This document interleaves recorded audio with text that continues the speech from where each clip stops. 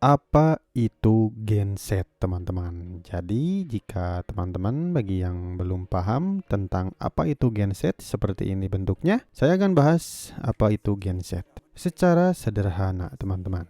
Nah, di sini, jadi genset itu, teman-teman, bisa dikatakan juga adalah mengubah energi kimia menjadi energi mekanik melalui motor pembakaran dalam. Maksudnya apa sih? Jadi mengubah energi kimia itu, kimianya berupa bahan bakar solar atau bensin yang diubah menjadi energi mekanik melalui motor pembakaran dalam. Energi mekanik tersebut kemudian digunakan oleh generator untuk menghasilkan listrik dengan prinsip induksi elektromagnetik. Jadi di generatornya ini menggunakan medan magnet dan kumparan kawat seperti biasa ya. Prinsip kerja generator kayak gimana? Sama aja, yaitu untuk menghasilkan aliran listrik bolak-balik.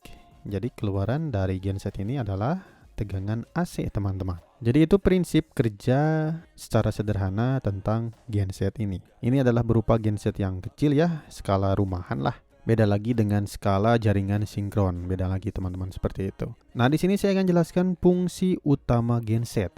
Selain fungsi juga di sini juga dijelaskan nanti untuk manfaatnya genset tersebut. Yang pertama yaitu sumber cadangan listrik. Sudah pasti ya, jika misalnya teman-teman listrik jaringan PLN-nya ada mengalami pemadaman, sudah pasti genset ini bisa digunakan sebagai sumber cadangan. Jadi kita tidak mengalami listriknya mati kayak gitu. Selanjutnya, sumber listrik di lokasi terpencil. Nah, ini bisa bermanfaat banget teman-teman bagi yang rumahnya di pelosok-pelosok desa yang tidak ada listrik ya. Jika menggunakan genset, sangat bermanfaat sekali genset ini untuk menghasilkan listrik. Untuk selanjutnya yaitu mendukung kegiatan di tempat yang tidak terhubung dengan jaringan listrik. Contohnya jika teman-teman melakukan kegiatan yang memerlukan listrik yang jauh dari jangkauan listrik, maka genset ini sangat diperlukan sekali untuk menghasilkan listrik. Selanjutnya, fungsi utamanya yaitu memastikan kelangsungan usaha. Maksudnya apa sih? Jika teman-teman sedang melakukan usaha, jika usaha tersebut wajib menggunakan genset, maka sudah pasti bisa memastikan kelangsungan usaha tersebut. Istilahnya mah bisa dimanfaatkan untuk usahanya, teman-teman. Selanjutnya, membantu penyediaan listrik pada puncak beban. Nah, kalau ini bukan genset seperti ini ya, tetapi genset yang sinkron ke jaringan. Jika bebannya lagi puncak, membutuhkan banyak sekali wattnya, maka dari itu genset tersebut sangat dibutuhkan sekali untuk membantu penyediaan listrik. Seperti itu. Selanjutnya, penyediaan listrik darurat. Nah, ini seperti hampir sama dengan yang nomor satu ini ya, yang sumber cadangan listrik.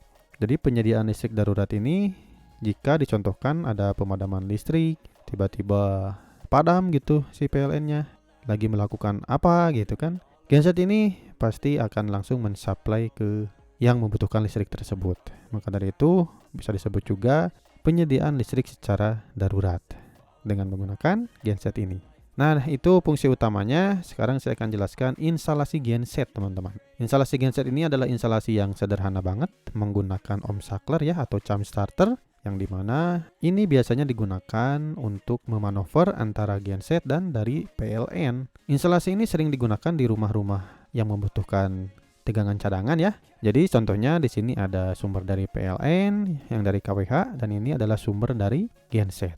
Di sini outputnya ke instalasi rumah yang dimana misalkan nih KWH meternya atau listrik dari PLN-nya padam, kita tinggal menekan atau memindahkan tuas yang ada di jump starter ini dikebawahin contohnya, maka nanti tegangan dari genset akan ngalir ke instalasi rumah. Ini adalah prinsip kerjanya secara manual. Jika pengen auto, teman-teman bisa menggunakan kontaktor atau bisa menggunakan motorize, terserah teman-teman. Nah, jadi instalasi genset ini seringnya memakai ATS atau manual ataupun semi manual seperti itu. Nah, jadi mungkin segitu teman-teman untuk penjelasan tentang genset. Mudah-mudahan bermanfaat ya, walaupun sederhana sekali. Terima kasih, ditunggu untuk video saya yang selanjutnya.